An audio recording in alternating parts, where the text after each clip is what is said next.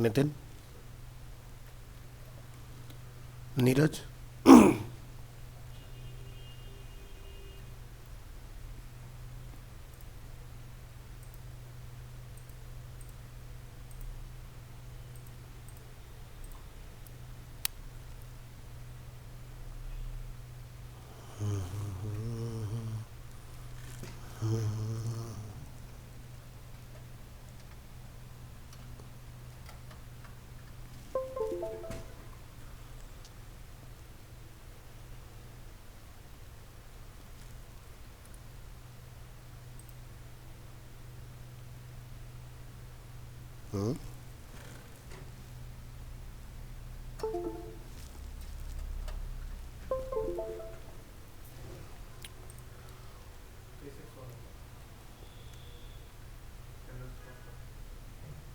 इसके अंदर बस यही है। इसमें सब कुछ आ जाएगा ना।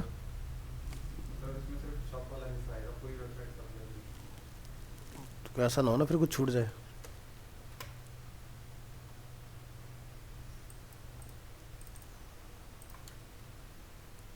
डेस्कटॉप, तुम्हारा बैच टाइम 8 to 9।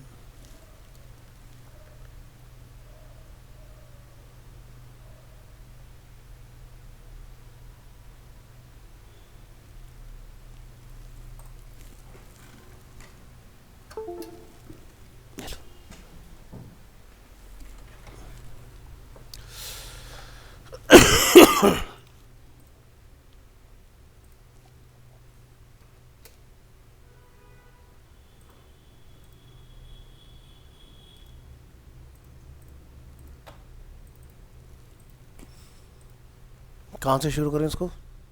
अंदर होम पेज क्या है इसका? Nap boot.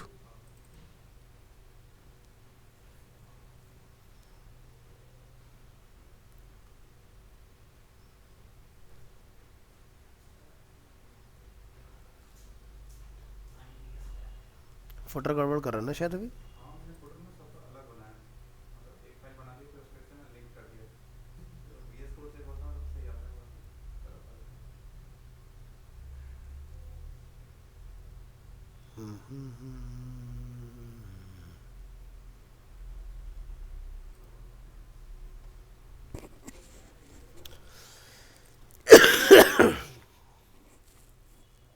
वीडियो यहीं पे लगाओ, बाहर मत भेजो। अगर लगाया ना वीडियो का लिंक तो वीडियो यहीं पर ही प्ले करा दो।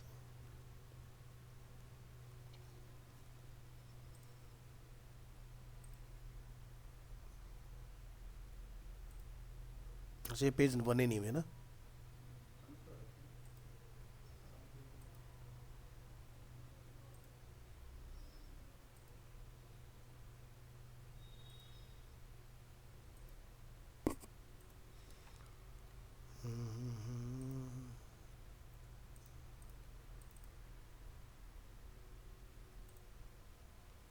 तुम्हारी ना सभी पेज पे लिंकिंग प्रॉपर नहीं है।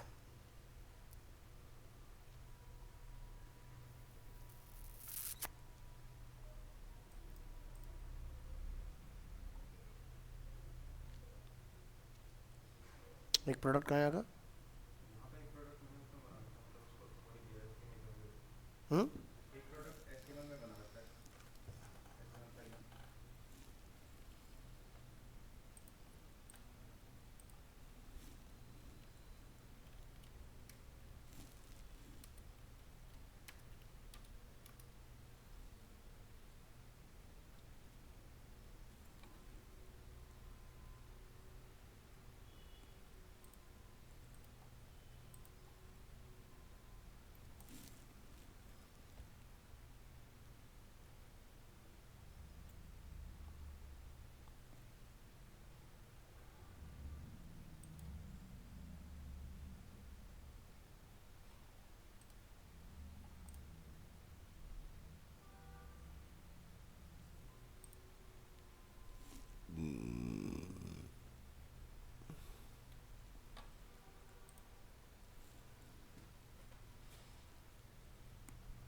शॉप के अंदर आपने क्या बनाया पेज अपना?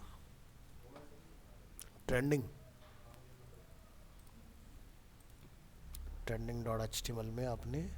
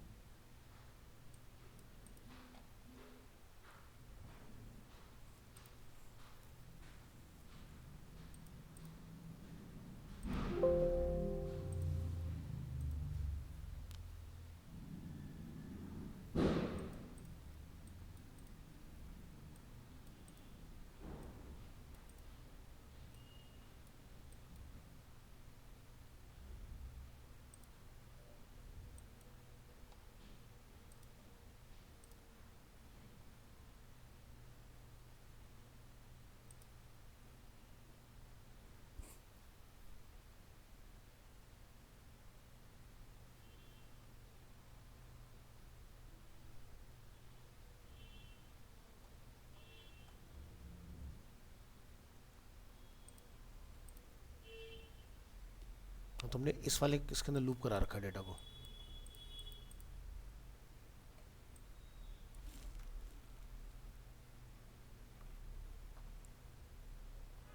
ये आपका डिफ़ॉल्ट कार्ड हो गया।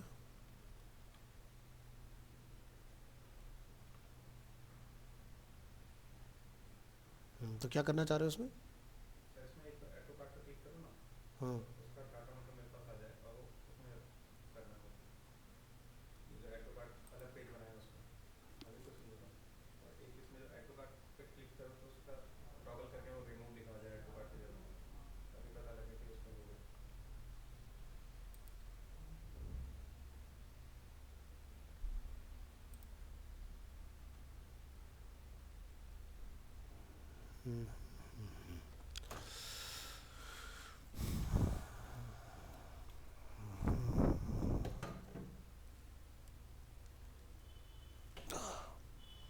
इसका रेफरेंस मैं तुम्हें लास्ट क्लास में दिया तो था।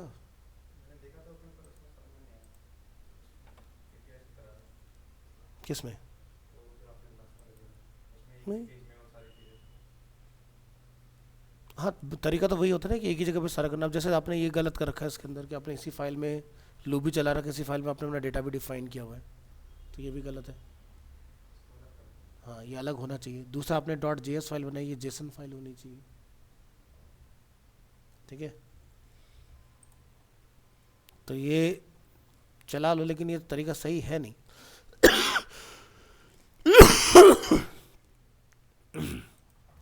मेरा वाला रेफरेंस अगर आपने देखा होगा ना, जो हमने उसका बनाया था, तो उसमें हमने क्या कर रखा है, पूरा एक ये वाला जो फाइल है अपना, इसको हमने अलग रखा हुआ है, और एंटायर कोड हमने अलग रखा हुआ है अपना। तो उसमें ऐड टू कार्ट वगैरह के सारी चीज़ों के लॉजिक हैं। जब आप कार्ट में जाओगे, जैसे आप यहाँ क्लिक करेंगे ना उसमें ऐड टू कार्ट के अंदर, तो प्रोडक्ट आपको यहाँ पर दिखेगा कि क्वांटिटी इंक्रीज़ हुआ या नहीं हुआ। और उसका जब आप यहाँ पर क्लिक करेंगे कार्ट के ऊपर, तो क्या होगा, वहाँ पर आपको ऐड और रिमूव करने का, क्वांटिटी घटाने बढ़ाने का ऑप्शन भी आएगा उसी के अंदर। ठीक है, तो उस वाली अप्रोच से काम करो तो आपके लिए वो सही रहेगा। ने कहीं डाला था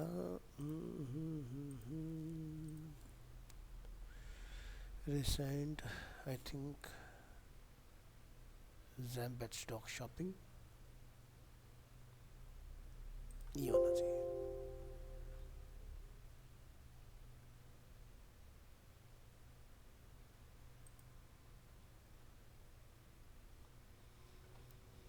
अब आप देख रहे हैं यहाँ पर ये पूरे प्रोजेक्ट में हमारे पास कौन है,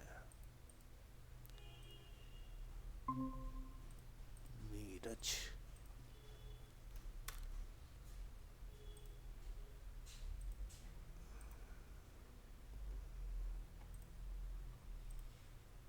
वैसे तो प्रीति बार में वाला प्रोजेक्ट हमारा पूरा हो चुका है, मैंने अपलोड नहीं किया होगा, बट अभी इसमें शायद ऐड टू कार्ट करने पे कुछ अनडिफाइंड वगैरह रिटर्न आ रहा होगा, हमें एक बार देख लेते हैं। ठीक है, तो एक तुमने लास्ट टाइम कितना ऐड किया था वो उतना अमाउंट आपको यहाँ पर दिखाई देगा, प्लस आप यहाँ क्लिक करोगे तो आपको ये पार्ट दिखाई दे रहा है इसके अंदर। तो इसमें ऐड टू कार्ट और यहाँ से ना हमने क्वांटिटी घटाने बढ़ाने का ऑप्शन भी इसमें डाल दिया है वहाँ पर। तो आप यहाँ देख रहे हो पहली चीज़, प्रोडक्ट्स की जो फाइल है वो क्या है, जेसन फाइल है। इस तरह की फाइल को हम लोग क्या बोलते हैं, जेसन बोलते हैं।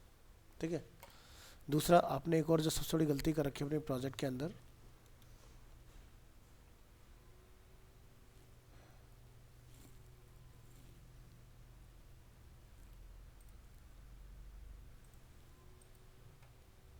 आपने ये जो डेटा बनाया है आपने आईडी को भी टेक्स्ट कर दिया। आईडी नंबर होती है तो उसको नंबर फॉर्म में जाना पड़ेगा। अब मान लो कल को आपने मान लो कोई कार्ट में प्रोडक्ट ऐड कराया, अब आपने क्वांटिटी बढ़ानी हो घटानी हो तो नंबर में कैसे हम लोग करेंगे एडिशन परफॉर्म, ये तो स्ट्रिंग हो गया ना। ठीक है, तो यहाँ आप देख रहे हो मेरे वाले इसमें प्रोजेक्ट में प्राइस के साथ हमने एक तो ये नहीं मिक्स किया, तुमने क्या करा ये भी सिंबल के साथ डाल दिया। अब अगर आप मान लो किसी ने 2 क्वांटिटी ले ली तो $75 को मल्टीप्लाई कैसे करोगे, क्योंकि इसके साथ टेक्स्ट है, तो ये सिंबल भी इसके साथ नहीं जाएगा। ठीक है, तो ये गलती तो अलग से डाल दो ना उसके सामने, जहाँ पर डेटा लूप हो रहा है ना वहीं पर हम लोग सब कोड लिख सकते हैं, जैसे हमने अपने वाले में किया हुआ है, तो वो ज़्यादा सही रहेगा। तो ये तरीका ना गलत तरीका है। .js फाइल से आप काम चला लो फिलहाल के, लेकिन इससे काम बनेगा नहीं तुम्हारा। काम चलाने के लिए तुम्हें आना पड़ेगा इसी वाले एग्जांपल के साथ। तो इसको ज़रा एक बार ध्यान से गो थ्रू करो, तुम्हें चीज़ें समझ आएंगी। एक फाइल है, एक ही HTML है। ठीक है, इसी के अंदर हमने सारा अपना बटन क्लोज चेकआउट जो साइड बार हमने बनाया हुआ है, शॉपिंग कार्ड अपना इसी के अंदर हमने बनाया हुआ है। ठीक है, अब जैसे रुपीज़ का सिंबल जो है वो यहाँ पर जैसे हमने डाला हुआ है, तो जब इसको लूप कराया है यहाँ पर .js फाइल में, तो यहीं पर हम लोग इसमें यहाँ पर देखेंगे तो जैसे देख रहे हो न्यू प्रोडक्ट, ये इमेज आ गया। ठीक है, यहाँ से नेम आ गया। अब यहाँ से क्या देख रहे हैं हम लोग, डॉलर का सिंबल लगा हुआ। अब जैसे आपको यहाँ पर जो भी सिंबल रखना है, इधर आओ ब्राउज़र में, क्या लिखा रहा है डॉलर। अब मुझे जैसे मान लो रुपीज़ का सिंबल लगाना है, तो क्या करेंगे हम लोग, किधर गया ये तुम्हारा वाला है।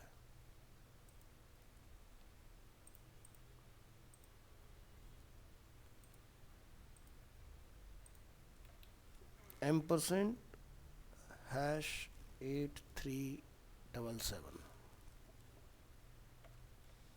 कंट्रोल एस किया हमने, समय आ गया रुपीज़ का सिंबल। ठीक है, ये देखो ऐड हो गया ना। तो इस तरह से जाएगा, ये नहीं कि वहीं पर ही आप API के अंदर ही डाल दोगे डेटा को, तो वो गलत हो जाएगा, कैलकुलेट ही नहीं होगा। अब मेरे पास ये देखो नंबर के फॉर्म में आ रहा है ना, तो ये डेटा मेरा मल्टीप्लाई हो सकता है। आईडी को मैं फाइंड कर सकता हूँ, इसके बेसिस में एडिशन डिलीट जो भी मुझे कराना है मैं करा सकता हूँ इजीली।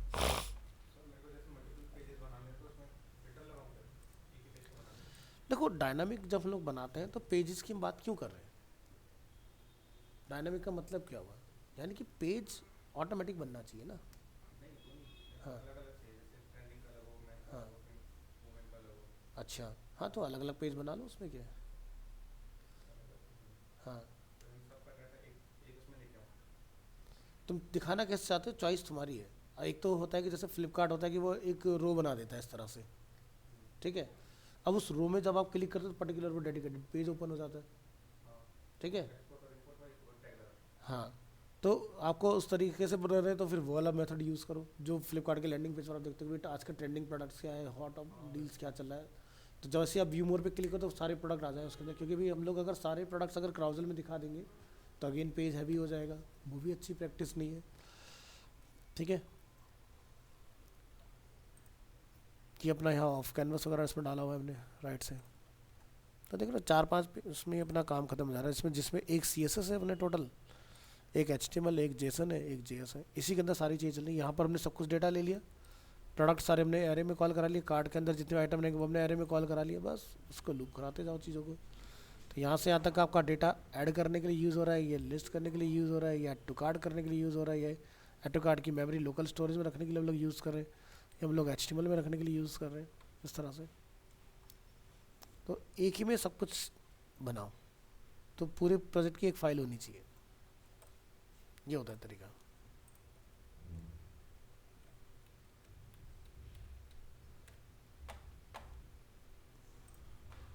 उसमें करेक्शन करो अपने वाले प्रोजेक्ट के अंदर। पंडे मैंने दे दिया ना।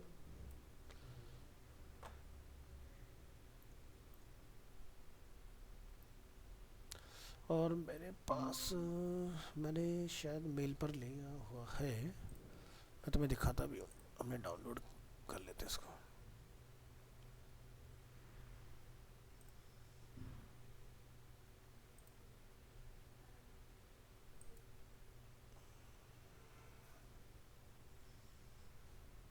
जो नेक्स्ट फेज है ना इसका, वो भी तुम्हें दिखा देता हूँ।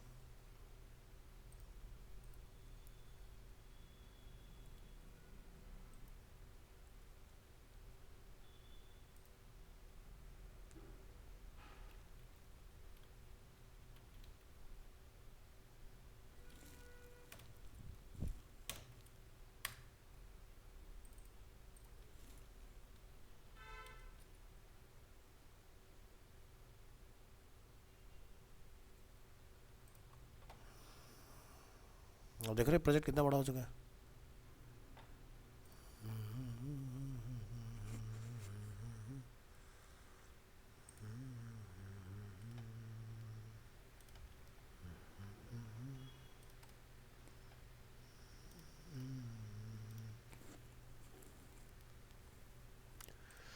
ठीक है, तो ये अपना लैंडिंग पेज है इसका, ठीक है, ये प्रोडक्ट पेज है इसका, जहाँ पर सारे प्रोडक्ट्स आएंगे हमारे, और ये इसका कॉन्टैक्ट का पेज है, ठीक है।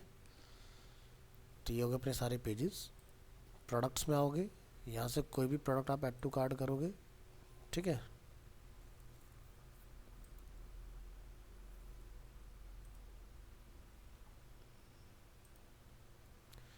इस वाले में कुछ ग्लिच था क्या हमारे my.html।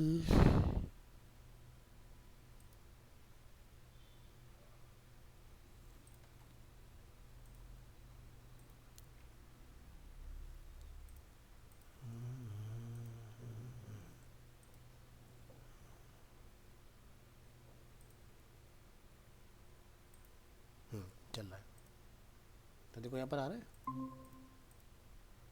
हम लोग यहाँ से ऐड और रिमूव कर पा रहे हैं चीज़ों को। जो भी प्रोडक्ट आप लोगे आता जा रहा है सब। बहुत सारे मिस्ट वाले पेज का नहीं बना, ये एक्वा वाले पेज पर अभी सारा लॉजिक काम कर रहा है इसका।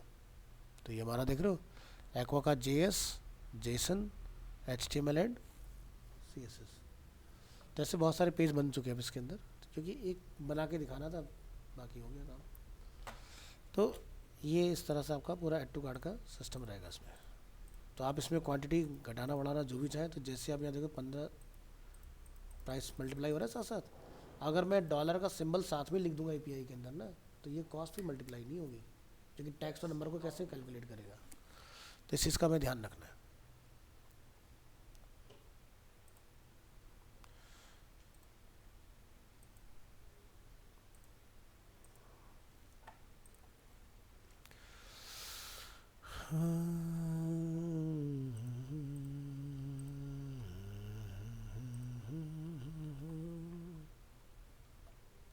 तो मेन पर्पज़ हमारा इसके अंदर था उसी को चलाने का। ये लिंक भेज दूंगा, इसको भी देख लेना।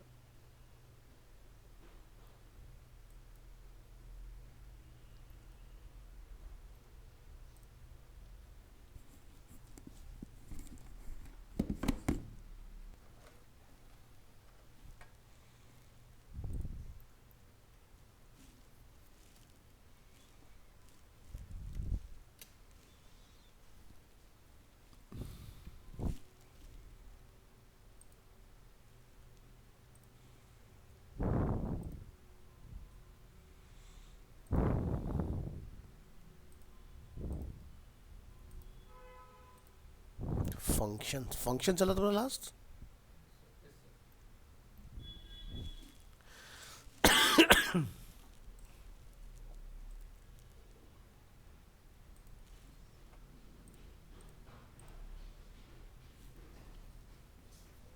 PHP फंक्शन, ठीक है।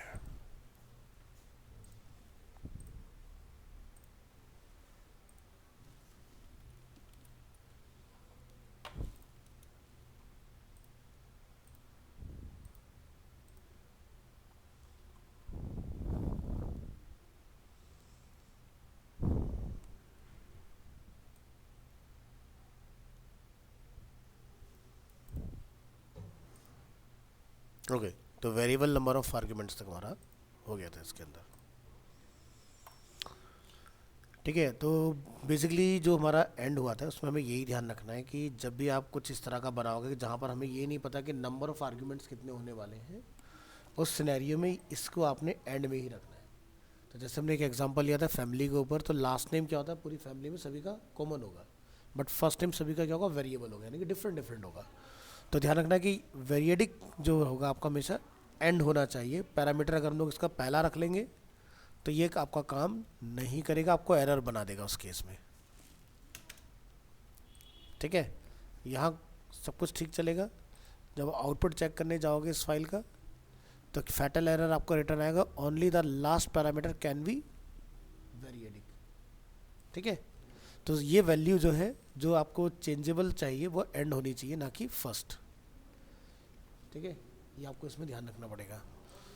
तो इसके आगे का पार्ट हमने कहाँ करा होगा, जरा एक बार नज़र डालते हैं।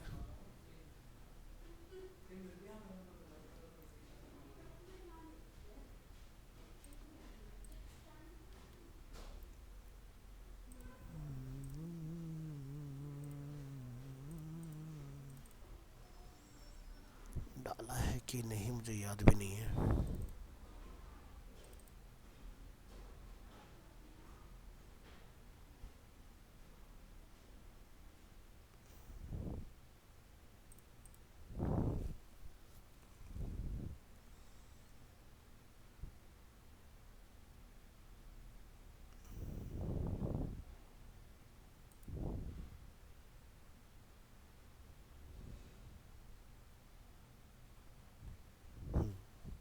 डाला एडिटर।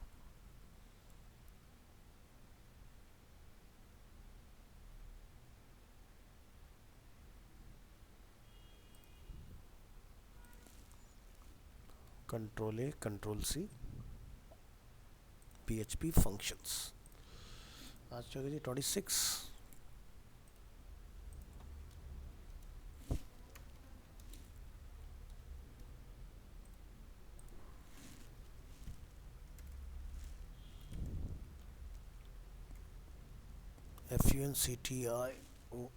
functions.php।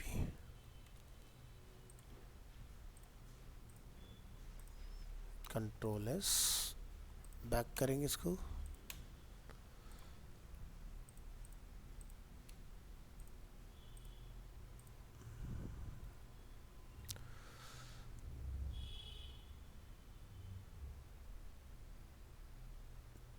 तो ये था अपना वेरिएडिक तक का लास्ट पार्ट। तो यहाँ पर हमने मेंशन किया हुआ है, if the variadic argument is not the last argument, you will get an error. Having the triple dot operator on the first of two arguments will raise an error, जो कि मैंने अभी आपको करके दिखाया है। ठीक है, तो मेक श्योर कि जब आप इस तरह का कुछ ट्राई कर रहे हो तो ये आपका लास्ट होना चाहिए। ठीक है, नेक्स्ट आगे देखेंगे।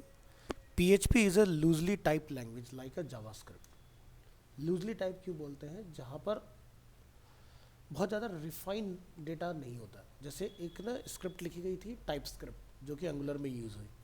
टाइप स्क्रिप्ट के अंदर क्या है कि जब हम लोग कोई डेटा टाइप मतलब वेरिएबल डिफाइन करते हैं, तो हमें उस वेरिएबल में क्या रखना है वो हमें लॉजिक में असाइन करने से पहले बताना पड़ता है। Like variable x is a integer या variable x is a string. अगर आप नहीं बताओगे तो वो काम नहीं करेगा। बट PHP और JS ये दोनों क्या है, इतना लूजली है कि मतलब आप जैसा डेटा दे दोगे उसी हिसाब से डेटा को प्रोसेस करके आपको दे देंगे, आपको लिखने की ज़रूरत नहीं पड़ती। ठीक है, सो इन एग्जाम्पल अब notice that we did not have to tell PHP which data types the variable is.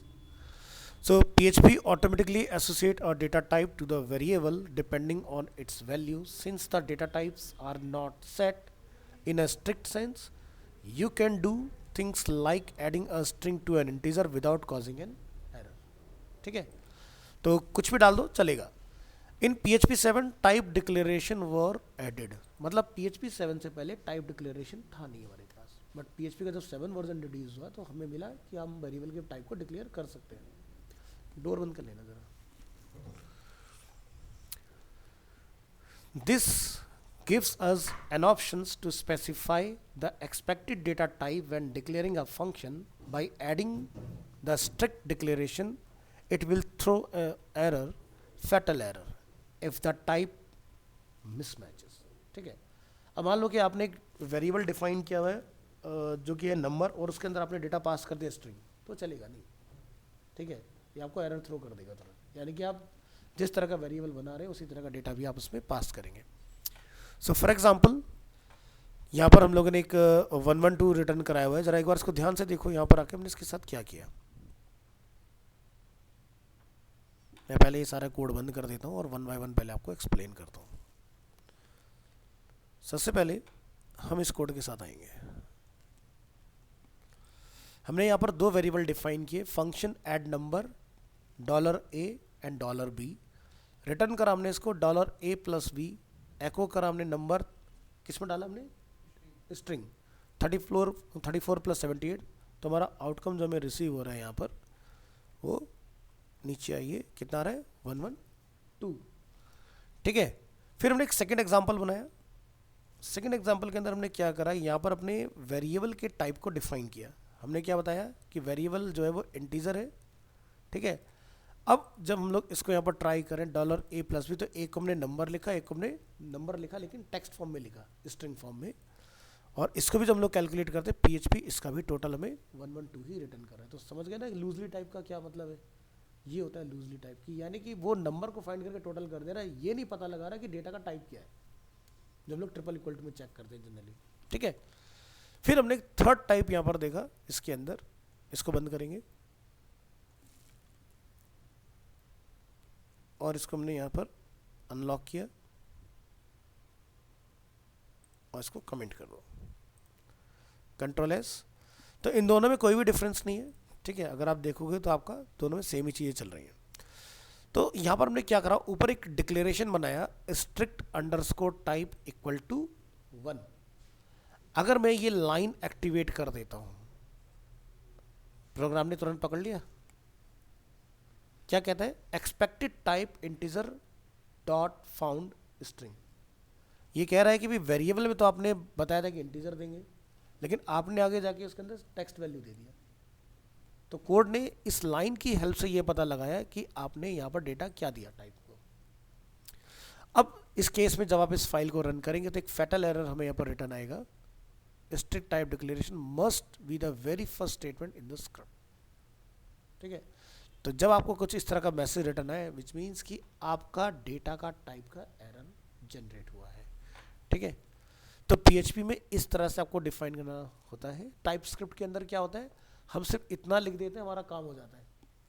लेकिन PHP आपको क्या कहता है कि आपको यहाँ बताना पड़ेगा डिक्लेयर. अब डिक्लेयर की वैल्यू 1 है तो ये एरर है. अगर मैं इसको क्या कर देता हूँ, 0 क्या होता है फॉल्स, 1 क्या होता है ट्रू, बूलियन वैल्यू जो होती हमारी. तो ये हो गया फॉल्स, तो ये एरर चला गया. जैसे ट्रू हुआ, एरर आपका जनरेट हो गया इसके अंदर. ठीक है, तो समझ आया इसका मतलब. तो रिलोड करेंगे पेज को, वापस से अपने उसी लाइन पर आएंगे और यहाँ पर इसको समझेंगे. The strict declaration forces things to be used in the intended way. जिस तरह से आपने इंटेंट बनाया है कि इंटीजर या स्ट्रिंग, उसी तरह से डेटा आपने पास भी करना है अपने वेरिएबल को. नेक्स्ट है PHP रिटर्न टाइप डिक्लेरेशन. एक तो हुआ ये वाला स्ट्रिक्ट टाइप, एक है return type. PHP 7 also supports type declaration for the return statement, like with the type declaration argument. By enabling the strict requirement, it will throw a fatal error on a type mismatch. To declare a type for the function return, add a colon and the type right before the opening curly bracket when declaring the function.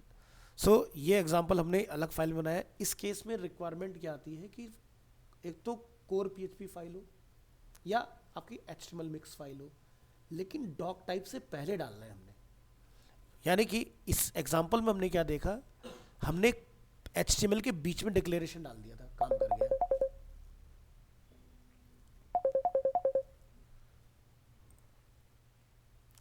ठीक है, तो हमने यहाँ पर एक link बनाया अपना इस फाइल का, ठीक है, और ये फाइल हमने अभी डाउनलोड की नहीं है तो इसको डाउनलोड कर लेते हैं। यहाँ से अपनी ड्राइव पर आइए और ये दोनों फाइलें डाउनलोड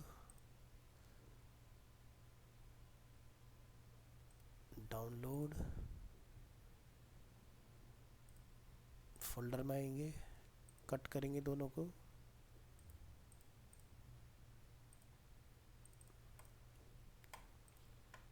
और अब इसको हम लोग रिक्वेस्ट करेंगे यहाँ से।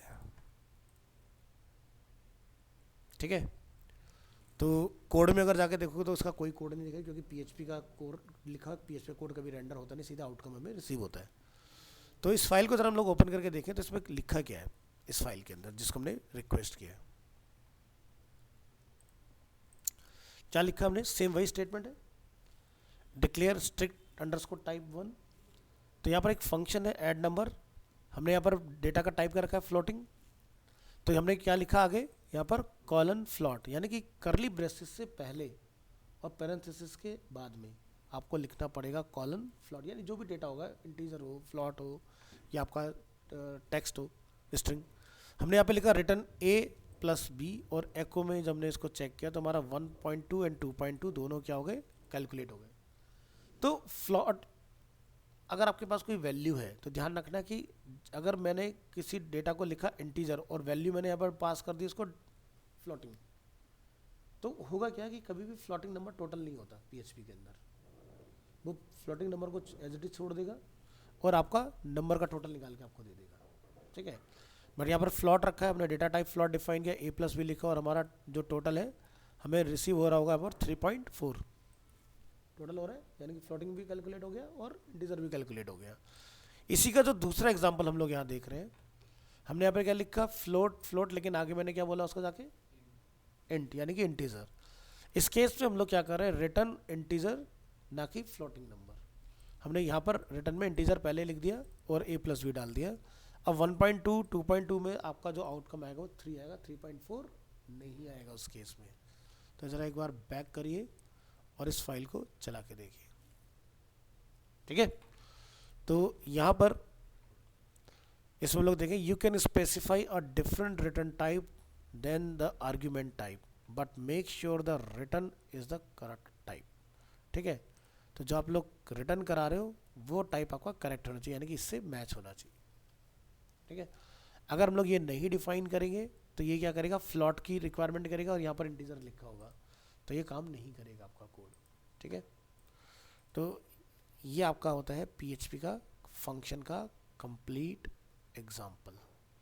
ठीक है, तो पीएचपी जिस तरह का आपका चल रहा है विद एक एग्जाम्पल्स, ठीक है, अगर आप इसको समझ के चलोगे ना तो आपकी जेएस भी स्ट्रांग होती जाएगी ऑटोमेटिकली और पीएचपी भी आपकी स्ट्रांग होती जाएगी। देखो पीएचपी पे मैं आपको इतना फोकस क्यों करा रहा हूँ, ध्यान रखना है, क्योंकि आप अगर बीटेक या बीसीए बैकग्राउंड से हैं तो आपको रिएक्ट वगैरह में जॉब मिल सकती है, बट अगर आपका बैकग्राउंड वो नहीं है ना तो आपको जॉब जो पीएचपी में ही मिलेगी। और पीएचपी अगर हमने मज़े मज़े में ख़त्म कर लिया ऐसे तो डेवलपर तो नहीं बन सकते।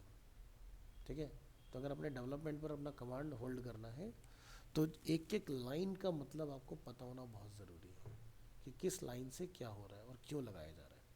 तो जब कोड आपके सामने आए तो आपको पता चल जाए चीज़ें। तो अभी तक आपने देखा होगा मैंने पूरे उसमें आपको सिर्फ प्रैक्टिकल पढ़ाया, थ्योरी नहीं पढ़ाई, बट सिर्फ पीएचपी पे मैं आपको थ्योरी जो दे रहा हूँ वो इसलिए करा रहा हूँ कि इसके एग्जांपल्स नेट पर सो मैनी अवेलेबल्स हैं, लेकिन हम आज देखें कल छोड़ देंगे। लेकिन क्लास में एक बार जो सारी चीज़ निकल जाएंगी ना आपके आगे से, तो देखो कहीं पर या मत देखो, लेकिन आपका प्रॉब्लम नहीं आएगी, रहेगी वो चीज़ें कि भाई ये क्या लिखा है, क्यों लिखा है, इससे हो क्या रहा है। ठीक है, तो ये आपको फ़ायदा रहेगा इस कोड के होने का। तो नेक्स्ट क्लास हम लोग आगे बढ़ाएंगे बाकी की चीज़ों को इसके अंदर, ठीक है। तो यहाँ तक का आपका पार्ट कंप्लीट। अब मुझे ये बताओ, तुम्हारा जॉब होता है ना शायद, कितने टाइम बजे स्टार्ट होता है? 9:30 नियर बाई यहीं पर कहीं? अच्छा, ये तो करीब ही हो गया तुम्हारा। तो वहाँ जाके मतलब क्लास लेना पॉसिबल नहीं होता ना? अच्छा।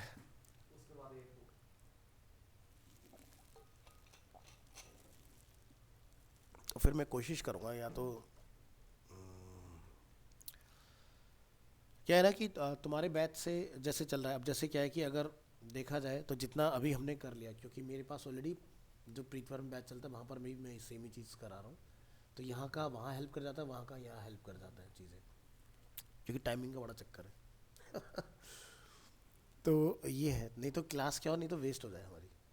तब ये है कि एक क्लास में जितना जाना चाहिए वो हमारा हो पा रहा है। तो मैं ये चाह रहा था कि अगर तुम्हारा जैसे जॉब का नहीं होता ना, तो हम दोनों दिन में रेगुलर कर पाते चीज़ों को, तो लोग और ज़्यादा चीज़ें कर पाते हैं। ये क्योंकि एग्जांपल देखिए, चीज़ का सारा आपको बन के मिल ही रहा है, ठीक है। तो प्लस अभी आप ये देखोगे तो कंपैरेटिवली जीएस पीएच में आप ज़्यादा कॉन्फिडेंट साउंड कर रहे होगे, ठीक है, कि जितनी चीज़ें अभी तक हम लोगों ने देखी हैं। तो और एक दो क्लास तो आपका पीएचपी का बेसिक जो है वो ख़त्म हो जाएगा, ठीक है। अब जो हमारा नेक्स्ट टॉपिक आएगा वो एरे वाला आएगा इसके अंदर, ठीक है। और पीएचपी का एरे बड़ा कमाल है, क्योंकि पीएचपी में बिना एरे के कुछ होता नहीं, क्योंकि डेटा पीछे से लोगे तो एरे में लोगे, उसी से फिर डेटा निकालोगे। क्योंकि अब हम लोग तो डेटा फैचिंग की बात करेंगे ना, बैकएंड में क्या रखा है, कैसे लेके आना है। दूसरा पीएचपी के अंदर आता है फॉर्म वैलिडेशन, ठीक है। तो एक फॉर्म का पार्ट है पीएचपी में भी, जो मेजर पार्ट है आपका, जो कि फ्रंट एंड से कोई डेटा अगर यूज़र अपना इनपुट देगा तो फॉर्म के थ्रू जाएगा, और वो कहाँ जाएगा फिर उसके बाद बैकएंड के अंदर किस तरह से सेव होगा, वो सारी चीज़ें। तो अभी चल रहा है टोटल पीएचपी, ये चल रहा है हमारा मंथ। हाँ, तो मान के चलो कि नेक्स्ट मंथ के फर्स्ट वीक के एंड तक हमारा जाके कहीं स्टार्ट हो जाना चाहिए माई एसक्यूएल, अगर सब सही रहता है तो। हाँ, ठीक है, क्योंकि अभी तक जो चला है सिर्फ पीएचपी वो चला आपका फ्रंट एंड से रिलेटेड। अब फिर पीएचपी टू वे हो जाएगा, यानी कि बैक एंड फ्रंट एंड दोनों के लिए काम करेगा। अब जैसे माई सीक्वल और नो सीक्वल, हाँ, इसमें क्या वो डिफरेंस है? माई एसक्यूएल नो एसक्यूएल में ये डिफरेंस आता है कि basically PDO based PHP document object और नॉन डॉक्यूमेंट ऑब्जेक्ट, ठीक है, ये डिफरेंस आता है। तो पीएचपी ना डॉक्यूमेंट बेस्ड भी चलती है आपकी, और डायरेक्ट भी चलती है, स्ट्रक्चर क्वेरी में भी चलती है। तो नो एसक्यूएल में फ़ायदा ये रहता है कि मान लो कल को आपको प्रोजेक्ट अपना किसी दूसरी लैंग्वेज में कन्वर्ट करना है, ठीक है, डेटाबेस की लैंग्वेज मतलब टेक्नोलॉजी को अपने बदलना है, तो नो एसक्यूएल में होने का फ़ायदा ये होता है आप किसी में भी कन्वर्ट कर सकते हो कभी भी, ठीक है। और अगर एसक्यूएल में लिखा है तो फिर आपको जो है एसक्यूएल में ही आगे देखना पड़ेगा, जहाँ पर उस स्ट्रक्चर को कोई दूसरा डेटाबेस अलाउ करता हो। तो ये डिफरेंस आता है। बट सबसे बेस्ट जो प्रैक्टिस होती है वो एसक्यूएल होती है, ठीक है। सबसे बेस्ट जो प्रैक्टिस मानी जाती है वो एसक्यूएल मानी जाती है। बट हम देखेंगे different different scenarios, so that कि कल को अगर ऐसा सिचुएशन आता है तो हमें पता होना चाहिए इसके बारे में भी कि कैसे हैंडल करना है इस तरह की सिचुएशन को। बट ध्यान रखना, पीएचपी पे फोकस सबसे ज़्यादा कीजिएगा, क्योंकि पीएचपी का मार्केट 80% का है। कोई बोल रहा जॉब नहीं है पीएचपी में। छोड़ दो लोगों को जो बोलते हैं, मैं इतने सालों से बैठा हूँ, मुझे पता है ना मेरे पास कितने प्रोजेक्ट आते हैं, सब मिथ है। भाई सीधी सी मुझे एक चीज़ बताओ कि हम में से कितने लोगों का 1.5-2 लाख रुपए खर्च करके वेबसाइट बनवाने का बजट है आज की डेट में? जब मार्केट में निकलते हो ना, तो सारी कंपनियां नहीं बैठी कि जो कहेंगी भाई लाओ जी मुझे 1-2 करोड़ की वेबसाइट बना के दे दो। समझ रहे हो, रिएक्ट हाईली एक्सपेंसिव है, मिनिमम 1.5 लाख रुपए चार्ज करते हैं रिएक्ट की वेबसाइट का मार्केट के अंदर, मिनिमम बता रहा हूँ मैं आपको। और इतना ना कोई खर्चना नहीं चाहता, हर बंदा ये चाहता है कि वैसे 15-20 हज़ार में काम नहीं पड़ जाए, 15-20 भी अगर तुम कोट करो तो कहेंगे जी 10 में नहीं पड़ जाए मेरा काम। तो लोग इस तरह के हैं। तो पीएचपी जितने भी मार्केट में सीएमएस आपके चल रहे हैं, कंटेंट मैनेजमेंट सिस्टम, वो सब पीएचपी है। अब पीएचपी का आप अगर मार्केट देखो कंपैरेटिवली ना, देखो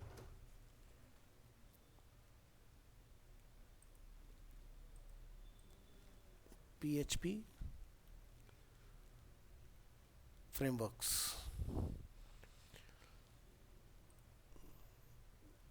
इतना बड़ा मार्केट है पीएचपी का,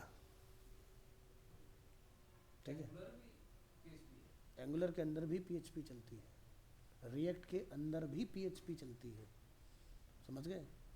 क्योंकि PHP से API बनती है, समझ गए? तो जितने लोगों को ये गलत फहमी है कि भाई PHP का कुछ नहीं है, भैया PHP से ही सब कुछ है। PHP आती है तो बहुत कुछ कर सकते हो, PHP नहीं आती हम डेवलपर नहीं है। एक PHP आपको बिना किसी टेक्निकल बैकग्राउंड के डेवलपर बना देती है। बाकी रिएक्ट वगैरह के लिए अगर आप करते हो सीख लो, लेकिन जॉब नहीं देगा तुम्हें कोई, वो सीधे कहेंगे BTech BCA कहाँ है, ठीक है? चाहे तुम्हें उससे ज़्यादा आता हो, लेकिन कंपनी होती है ना तो उनकी एक तरीका, एक स्टैंडर्ड है कि भैया हमें BTech बैकग्राउंड के बंदा चाहिए। तो PHP अगर आपको आती है और आपने 2-3 साल किसी ऑर्गेनाइजेशन में जॉब कर लिया ना, फिर आप सीधे रिएक्ट में जाकर जॉब करो, कोई पूछेगा नहीं, क्योंकि आपका टेक के अंदर 3 साल का एक्सपीरियंस हो गया ऑलरेडी। तो PHP के अंदर से रास्ता निकलता है जो लोग BTech BCA नहीं होते। तो इसलिए बोल रहा हूँ कि इसको बहुत अच्छे से सीखने की कोशिश करना। मैं खुद ना तो BTech हूँ ना BCA हूँ, लेकिन मैंने रिएक्ट, एंगुलर, व्यूज सबके अंदर महारत हासिल की। कैसे? PHP की बदौलत, क्योंकि PHP है तो सब कुछ है, नहीं तो कुछ नहीं है। अल्टीमेटली आप ये देखो ना कि तुम्हारी जावास्क्रिप्ट अगर बढ़िया है तभी तो PHP अच्छी होगी, समझ गए ना? क्योंकि पूरा PHP किस पे बेस्ड है? JS पे बेस्ड है। लिखने का तरीका ही तो बदला, बाकी तो कुछ नहीं बदला। अब तुम्हें फंक्शन वहाँ डिक्लेयर करना आता है तो PHP का फंक्शन भी सेम ही डिक्लेयर होता है, रिएक्ट में भी फंक्शन सेम डिक्लेयर होता है। बट टाइपस्क्रिप्ट अगर यूज़ करोगे तो फंक्शन सेम डिक्लेयर नहीं होता, वहाँ पे सीधे फंक्शन चलता है, फंक्शन कीवर्ड नहीं लिखना पड़ता।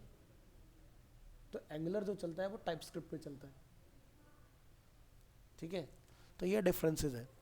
तो देख रहे हो लारावेल की जॉब सर्च करना, 24-24 लाख के पैकेज मिलते हैं। ये PHP पे पूरा लिखा हुआ फ्रेमवर्क है Laravel. WordPress PHP, Joomla PHP, Drupal PHP, Wix PHP, Duda PHP, सब PHP है मार्केट के अंदर। तो लोग जो चला रहे हैं वो कहते हैं कि हम रिएक्ट में काम कर रहे हैं, भाई डेटा कहाँ से ला रहे हो? रिएक्ट कोई बैकएंड थोड़ी ना है, react is a front end, और PHP क्या है? बैकएंड, समझ गए ना? अब नोड इज अ बैकएंड, लेकिन नोड के अंदर डेटा नहीं सेव करते हम, नोड के अंदर डेटा PHP से डालना पड़ता है। तो नोड भी जो चलेगा वो PHP MySQL पे चलेगा, ठीक है? जब सीखोगे तो समझ में आएगा। तो नोड देता है डेटा एक्सप्रेस को, एक्सप्रेस देता है डेटा MySQL को, PHP। तो इसलिए जितना बढ़िया होल्ड आपका इस पे रहेगा उतना फायदे में रहोगे। वर्डप्रेस भी है, ये देखो ड्रुपल भी लिखा हुआ है यहाँ पर, ये ड्रुपल है। सबसे पहले चला था जुमला मार्केट के अंदर, जुमला के बाद वर्डप्रेस और ड्रुपल। ड्रुपल काफ़ी कॉम्प्लिकेटेड होता है, जनरली इसका मार्केट बहुत बड़ा नहीं है, क्योंकि लोगों को बहुत टफ लगता है, और जनरली हमारी आदत होती है जो चीज़ आसान हो वो पकड़ो। अब रिएक्ट की मार्केट में डिमांड इतना ज़्यादा क्यों? क्योंकि रिएक्ट एक ऐसी चीज़ है कि जावास्क्रिप्ट आती है तो रिएक्ट बंदा कोई भी चला लेगा, इतना आसान है, क्योंकि वो जावास्क्रिप्ट XML पे चलती है, JSX। अब यहाँ पर अगर मैं इसके एग्जाम्पल आपको दिखाऊं, इंडीड,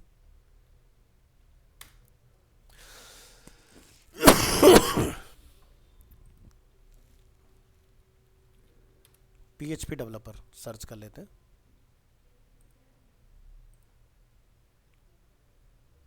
ठीक है, 8 लाख से 12 लाख का पैकेज आ रहा है, ठीक है?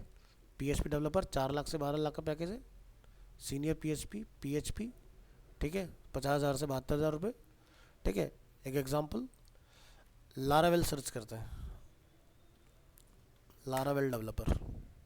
ये तो मैं दिल्ली में सर्च कर रहा हूँ अभी, ठीक है? दिखाई दे रहा है कि? तो ये देखो 80,000 तक की सैलरी। तो क्या है मतलब, लोग क्या कहते हैं, भूल जाओ, रिसर्च पे बात करो, नंबर्स क्या कहते हैं वो ज़्यादा मैटर करता है। तो हमेशा क्या होता है ना, जो चीज़ कर रहा होता है वो उस चीज़ को बेस्ट बताता है, ठीक है? मैंने सारी लैंग्वेज ट्राई करके देख ली, मेरे को 100 में से शायद 5 लोग टकराते होंगे जी रिएक्ट पे प्रोजेक्ट चाहिए। रिएक्ट पे वो बनवाते हैं जो ऑलरेडी मार्केट में बहुत फेमस हैं कंपनीज, ठीक है? जिनका बहुत तगड़ा नाम चल रहा है, ठीक है? 50 मतलब 5-6 लाख रुपए खर्च हो रहे हैं तो फ़र्क नहीं पड़ता मेरे को। अब एक बंदे की शुरुआत ही है, वो 5-6 लाख वेबसाइट पे लगाएगा, खाएगा क्या, देगा क्या किसी को? एक दिन में वेबसाइट बन गई थी यार। तुम अभी आए कि जी वेबसाइट चाहिए, किस चीज़ पर चाहिए, एजुकेशन पे लो, कट कट कट बन के 1 घंटे में वेबसाइट लाई। इतना फास्ट होता है। अभी तो तुम्हारे बाद वाला बैच चला वर्डप्रेस का ही चल रहा है, उसमें यही है। तो इसलिए बहुत अच्छे से सीखना पीएचपी को। और ज़्यादातर जितने भी हमारे स्टूडेंट्स हैं सभी को हमने ई कॉमर्स वेबसाइट डिज़ाइन करना सिखाया है पीएचपी के अंदर, क्योंकि ई कॉमर्स जब करते हो सारी चीज़ें ट्राई हो जाती हैं, तो तुम्हें सारे लॉजिक पता चल गए। तो प्री प्यार में हमारा एक पूरा का पूरा बैच जो है वो अभी सैटरडे उनका लास्ट डे था। सबने प्रेजेंटेशन दिया, गर्ल्स ने बॉयज़ ने, तकरीबन 20 स्टूडेंट्स थे वो। सबने क्या ज़बरदस्त वेबसाइट्स बनाई है, admin dashboard, user dashboard, admin के लिए भी किसी को प्रोडक्ट लिस्ट करना हो, डी लिस्ट करना हो, कुछ भी चेंजेस करने हो, सेल चलानी हो, सारा कुछ। तो उन्हें समझ में आ गई पीएचपी चलती कैसे। तो आज मेरे को कॉन्फिडेंस आई है कि भाई एक ई कॉमर्स वेबसाइट बना देंगे। क्या रह जाता है कि सिर्फ पेमेंट गेटवे लगाना, बाकी सारा काम ओके कर दिया उन्होंने। ठीक है, तो थोड़ा इसको हम लोग स्लो लेके चलेंगे, लेकिन बढ़िया से सीख के चलना है इसको। ठीक है, मिलते हैं नेक्स्ट क्लास में।